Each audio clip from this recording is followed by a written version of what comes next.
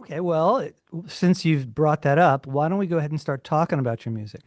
Okay. I did my best. You're very prolific. But I did take a deep dive and I listened to a lot of your music. And I have about a half a dozen classical pieces and then maybe seven or eight of your non-classical pieces that I want to talk about. So if you're ready, let's get down into it, shall we? Yeah. Yeah, sure. Okay. I want to start with one of my favorites, and probably I think one of your favorites, and that's Branching, a Tree Symphony. I'm gonna go out on a limb here, if you'll pardon the pun, uh, and I'll say that when I thought about it, I read something you had written about trees and the inspiration behind the trees. And for me, somehow a tree is a great analogy for you because, first of all, you have a solid foundation. Second of all, you go in every direction. And third, your roots are sort of hard to see. So you yourself are a kind of an interesting tree. Well, thank you. I love that. I'm a Taurus, so Ah, I identify with the earth and being uh, I like, I read all the stuff from the checkout line of the grocery store, horoscope stuff when I was a kid. right.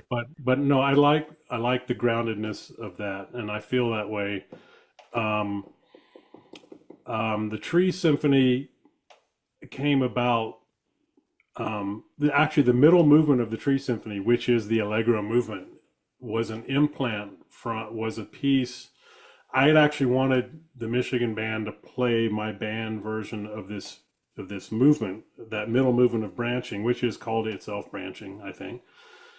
Um, I feel like I'm giving away some secrets here, but I shoehorned that into this symphony. I mean, I got a commission from the Michigan band, and Michael Haithcock, a mentor of mine and who championed my music. I've been asking, will you play this band arrangement of this fast movement I have? And he said, I'm going to give you a commission. I don't care what you do. If you want to put that in it, put that in it. If you just want to give me that piece for the commission, it's fine. So what I did was I obviously wanted something more. So I made that the centerpiece and wrote the outer movements. Hmm. Um, and in so doing, at the same time, I had gotten a commission for a choral work from also in a group in Ann Arbor, and they said this is definitely about trees. They said, it's the Earth Day, which is my birthday, by the. Oh, It was the Earth Day anniversary. Unfortunately, got postponed because of COVID, but it was like Earth Day, what, 2020? Yeah, yeah. and so that was starting. So I started doing this tree choral piece for them. But then when this band commission, I was so like, this is great. What a great! This is the topic for me, and I kept going with it there.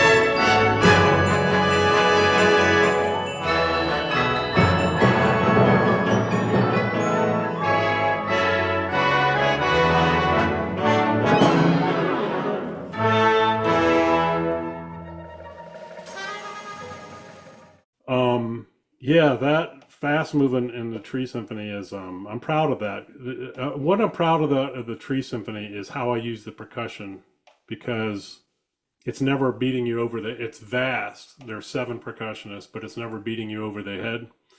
It's always touches, um, like doggedly and without and persistently, just always there and always touching things. And that probably goes back to something you asked me about approach to timbre. I remember when I was writing my master's thesis for Michigan, which is a piece called "The Depth." Um, horrible title, and I've been told that many times, but it is what it is. Um, I was hearing every time I used the orchestral instruments, I was hearing percussion in my head. So it'd be like a cluster of brass, blah, and to me that was a cymbal being choked or something. Um, so I've kind of related. I kind of have a sound world of timbre and harmony that kind of comes together and it kind of blurs the line between the color of the sound and what the sound is actually doing. The functional part of is this a chord that's a mid phrase chord that's moving it along? Is this a ending thing? And there'll be something about it, even if there were no percussion in the ensemble whatsoever. The instruments would be written to have a percussive effect in some way, if that makes any sense. Yeah. Yeah, that's Or interesting. Um, you dedicated this to Lester. Sorry, I need to check this name. Lester Mons? Yeah, now that was that sort of came at me from them. I guess he funded the commission, and Michael and Haithcox, wanted said, well, it's great because he's part of this whole thing too, and so that was brought in. So I said, yeah, dedicate away to him, Nice. and I got to meet him. But yeah, I like that wasn't in the beginning. I have to say that wasn't in the beginning in conception. What I did to start that piece, and it would take me too long to find it, but I got a big piece of 11 by 17 paper. I drew a tree, and I started putting pitches and cells and things around, which is this whole pre-compositional dance that something I used to do more of to get me into something. And then I might even like in the first movement of the Tree Symphony, the first 2 minutes when the things are moving, or things move around pretty quickly. Underneath that, there's this incredibly complex, like, um, I have this sort of technique that I've used on a few pieces where I might use a 7 note diatonic sound, but it changes rapidly, like 3 times in a bar or something. Like Uh-huh. I'll say on this beat, it's going to be all the notes of A major are possible. And then on the end of three through the end of two of the next bar, all the notes of E flat major are possible to use. And so I'll actually get in there and I love the results. But honestly, I have to say I've never been good at sticking to something. And so after about 2 minutes of that, I was like, okay, I got the language. Sounds cool. Now I'm just going to compose. Yeah. And I'm gonna, it fits, but I'm not following, I'm not following the discipline all the way to the end. Well, I mean, the upside of that is, you're very good at timbre and variety, so you're able to use those skills to whatever deficit you see in that. You clearly don't notice it because you're able to so flexibly move from one sound to another.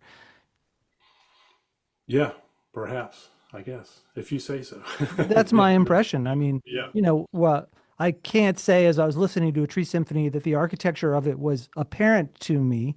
That doesn't mean it isn't there, but what is apparent to me is, a wonderful sense of flowing from one color to the next, one color to the next. And it's overwhelming, but it's wonderful. It's not necessarily showy. It always serves, everything is Mhm. connected, but it's there. It's that prismatic thing, it's Yeah, yeah, I like that very much. That branching movement I sort of liken to, I don't know if you know the movie, My Neighbor Totoro, oh the yeah. Miyazaki movie, and Oh yeah. that point where they watch that tree grow in about Hmm. 2 seconds to this massive thing. Well, that's I'd already written. This was I wasn't thinking that, but I was like, that's exactly how I sort of was thinking of that second movement fitting. The first movement being planting the seed, and the second movement this big growth, and then the third movement is sort of existing in the forest that's been grown or something. Ah, nice. So the architecture lies in the movements rather than within the movements. That's Yeah, interesting. I would say, yeah, yeah. Okay.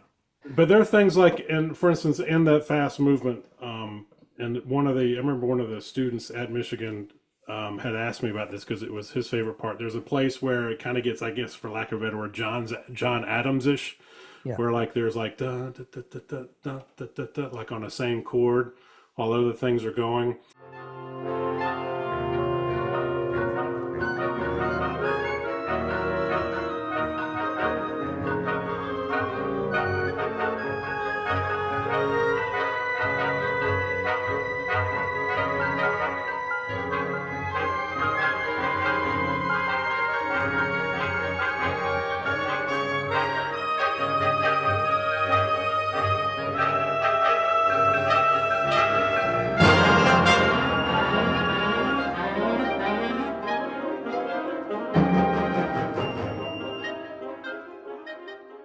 I didn't think of the answer for him, so I get to right my wrong here.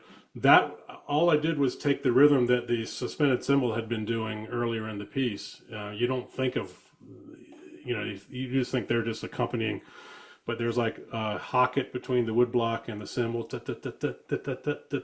and that's just kind of in the background of everything else. But then I brought it to the foreground and gave each of those rhythms like a 6 note chord that countered each other. So those are little things on the local level, I guess, that development. Yeah, the connective tissue of the piece, the elements that hold it together. I understand. Yeah, yeah, Yeah. Thank you for sharing that. I can't wait to listen to that again. yeah. Let's move on to the James Brown loops. Here's an example of your orchestral music with rhythms. This is the stuff that I went, oh, wow, check this out. This is something I haven't heard before. Yeah, two antiphonal funk bands. Yeah. Yeah, that came about. That was just an I. I liked bands like Fishbone and um, bands with these very aggressive horns and these really cool hip rhythms. And I was like, how could I put that? I don't want. How do I use that? And then I just married that with just like, this is just a piece. This is a kind of you wake up in the middle of the night. This piece has to be written. Two antiphonal funk bands, whatever that is. I have to do that, and it would give me a chance to do these horn shots and stuff, in duplicate, and on top of that, what do two drum sets and two electric basses sound like going at it, from either side of the stage. Yeah. Um,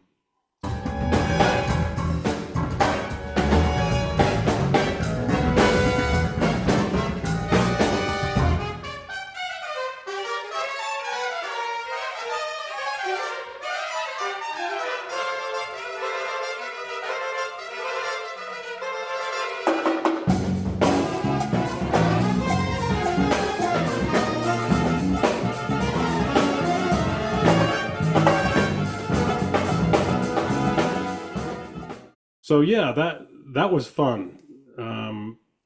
Could have been longer, could have ended a little better, but the meat of it is, I remember the concert I had prepared the musicians to put it on the composers recital at Michigan. They wanted to cancel it because there's only one piece on the program, and it was like, I said, don't cancel it. Just let me do my one piece, my 1 3 minute piece, and I'll do it twice. And we did. It was a great little fun thing. But anyway, That's great. Well, let's move on to Nassau. Now, I found this one utterly bizarre, and I need you to explain it. okay. Um, the Albany Symphony's group called the Dogs of Desire, who still plays every spring after the symphony season. Always the same instrumentation, two vocalists, a chamber orchestra with a couple saxes, and that's always been the thing. So first time I wrote something for them was in 2000, and I knew they were kind of like trying to have fun with the music. So the first thing I wrote for him was called U.S. Lowball, which was a take on Harry Partch's U.S. Highball, which I thought would be the weirdest thing in the world to do because, well, actually, no, the theme of the concert was travel. I remember that got me there. So I did this very serious Harry Partch revered piece of music but I thought, what would Weird Al do with this revered piece of contemporary music? And that's really, I think I pissed off a lot of Parch people. I think there's some that won't talk to me. But I really meant it out of love, like like what Weird Al does. Yeah. I thought, okay, this fun music in Albany that they like to have a good time. What would Weird Al do with his interest? So, U.S. Lowball was quite a hit. Conductor loved it and kept asking me for more music. Um, the premiere was actually sung by Barbara Hannigan, who's a major European conductor and vocalist now. I mean, she was Yeah. incredible. So later on, the conductor said, "You should do more travel pieces, Evan. That was really good. Do more travel pieces." So again, trying to um, do something, off the beaten track. What's the idea? And right around then, on June 16th of '04, when I'd been doing some concerts in Brooklyn, after one of those concerts, me and my wife and her friend were out at a pub, and I picked up the Village Voice and said, today was the 100th anniversary of Bloomsday, of Ulysses. James Joyce's Ulysses is written about one day in Dublin, and it was 100 years ago today. So I was like, that's interesting. I'd never read it. So I sort of went on a self-directed study of Ulysses for the next year or two, and I knew I wanted to use it. So I thought, okay, I'm going to out Ulysses, and here's how I'm going to do it. I'm going to compress all of Ulysses into, because the pieces had to be like 10 minutes long, into a 10-minute walk from my subway station to my apartment in Brooklyn, which was in Greenpoint Avenue, no, the Nassau Avenue G train to where I lived on Monitor Street is about a 10-minute walk. And so like the Aeolus chapter was walking across the busy road with the wind blowing, and the Hades chapter was passing by the funeral home. The Sirens chapter was passing by the hair salon, and so forth. And so Nassau, I only got through I only got through about four chapters, and like each one was like 2.5 minutes, and so that was volume one. And so the next time, so I just kept writing them, volume two and volume three to finish it off. So it's actually a 35-minute thing all told. Right. So yeah, it's rife. Another thing I do is rife with references. I mean, it was. I put something on my blog on my website. I guess you could see the skeleton key to it. But I mean, in every section, I had to have at least one word from the Joyce chapter.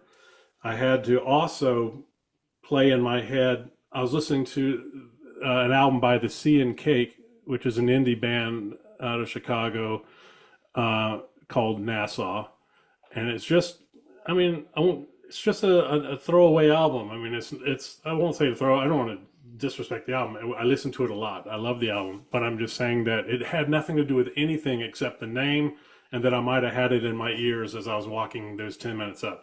So I had to have a little reference to everything on the Nassau album. And I also had to go into the original Homer, and I had to, whatever Joyce was referencing, I had to get a Homer reference in there too. So those three things are going.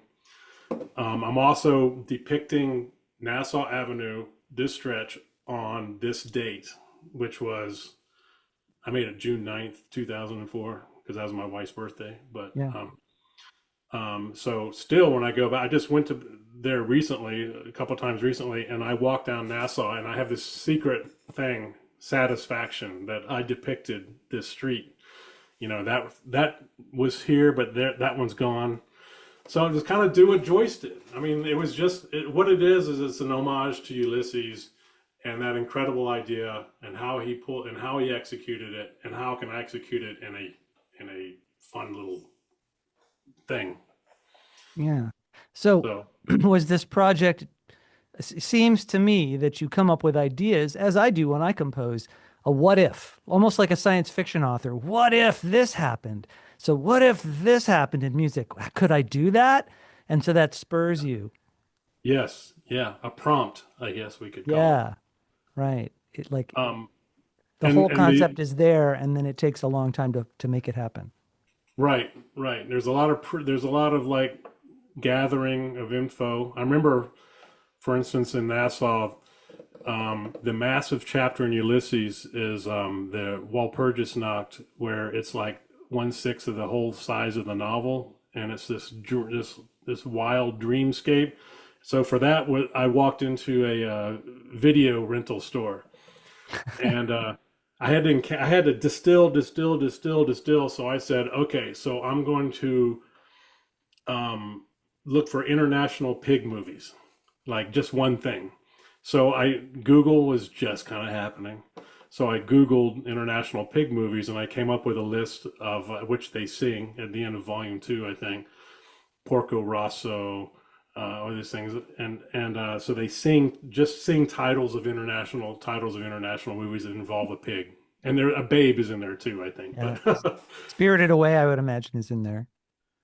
yeah, well, Porco Rosso would be the Miyazaki I use, but Was it I the only forgot use about. one? That's Okay. right, because there was pigs in that.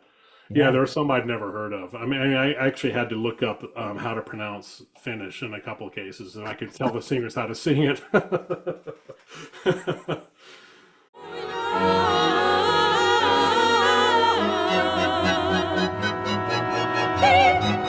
White and suns on green pizzas fall. Just for more seaweed there in the lee. Make all blue adventurous. Best if not stay the floor. Sailing before the next snow. While the little tower. Did she lot of fun? So, So, I mean, that makes composing fun. yeah. And you do run the risk of the Finnegan's Wake risk of like, okay, if you're going to bastardize and portmanteau every single word in the book, there's nothing for any of us to really latch on. You have to be in the know or you're not getting it. So I try to Mm, balance that. I mean, I feel like I try to give a sheen of being entertaining to listen to as well. okay. That answers my question. Uh, you've written a lot of solo pieces, and they're all very virtuosic and great. Well, the cello sonata was one that stood out for me. I thought it was wonderfully effective for the instrument. I don't think it's one of your instruments, though. No, it's one of my favorite instruments, but my guitar playing sort of is what leads me to the cello a little bit. I love the range. It's just one of my favorite instruments. It can do yeah, it can do over half the things I want to do in music, I guess. And if you listen to something like the Joker soundtrack by Hilda, what's her name? I can't pronounce her last name from wonderful score to that movie, The Joker, with Joaquin Phoenix. I don't know. Cello was very prominent in that, and I think that's a really something like that. I think she plays cello actually. She uses cello a lot, but no, yeah. The cello sonata hasn't been played, unfortunately. I've got electronic recording, and I've got a reading of parts of it. Mhm. And I actually want to write a cello concerto, so somewhere down the road, that's what I'm hoping for. Yeah, good luck with that. I think, yeah, based on what I've heard, I think it should be a great piece. Thanks. Now, Hope so. we know you are a percussionist, and you said you haven't written a lot of percussion music, but Coil is one of your percussion pieces, and it stood out to me as something I wanted to talk to you about. I really liked Coil.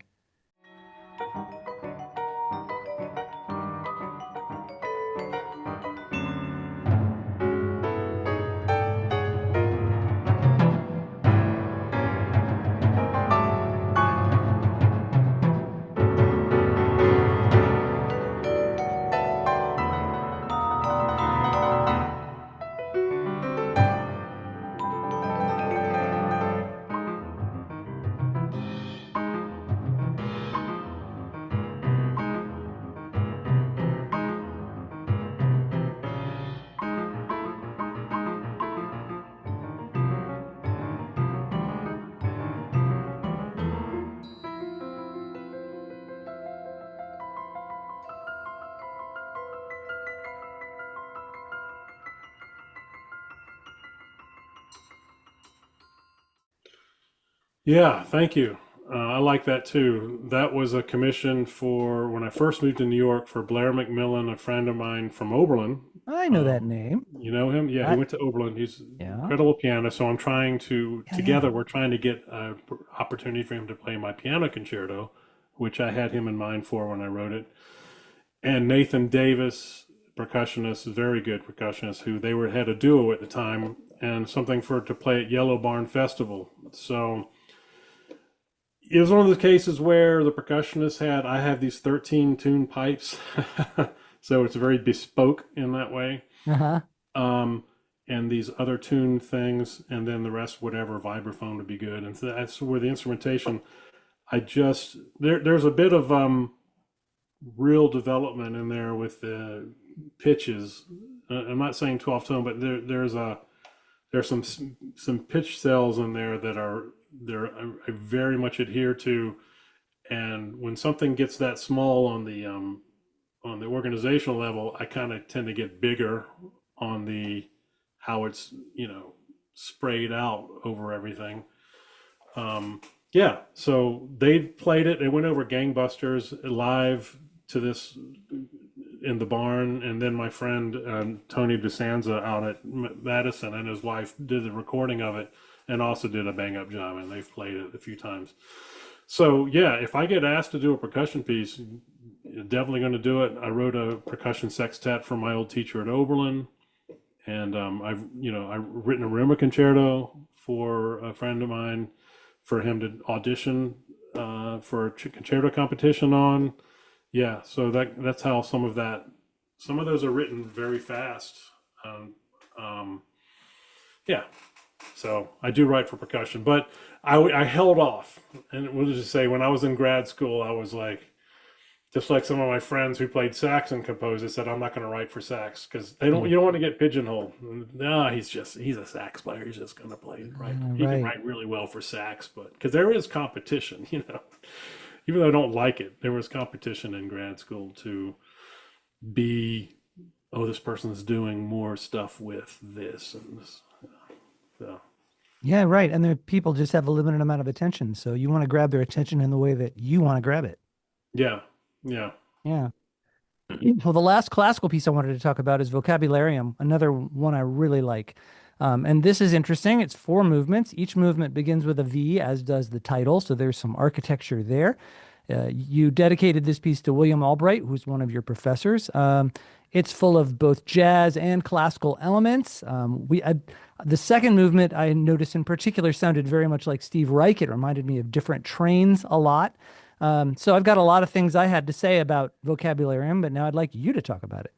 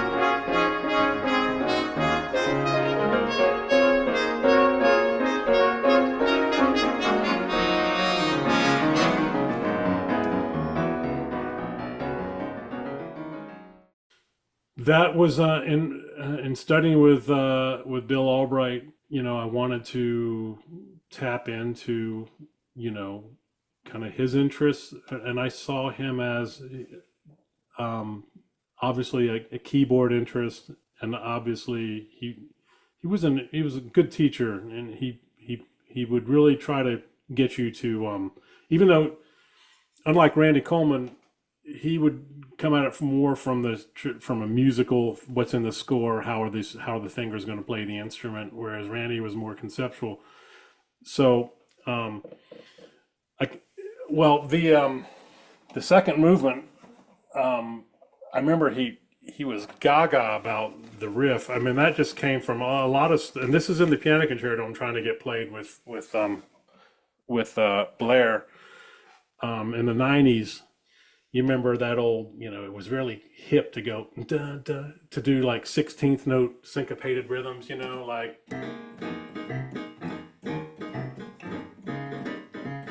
Yeah. so I did a lot of music using that and trying to like go so deep in so far, and James Brown loop is part of that, to go so far into it that you kind of lose a sense of grounding.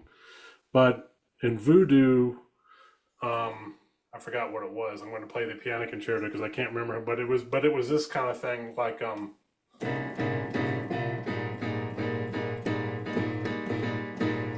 Right. so like these 16th note rhythms which square in.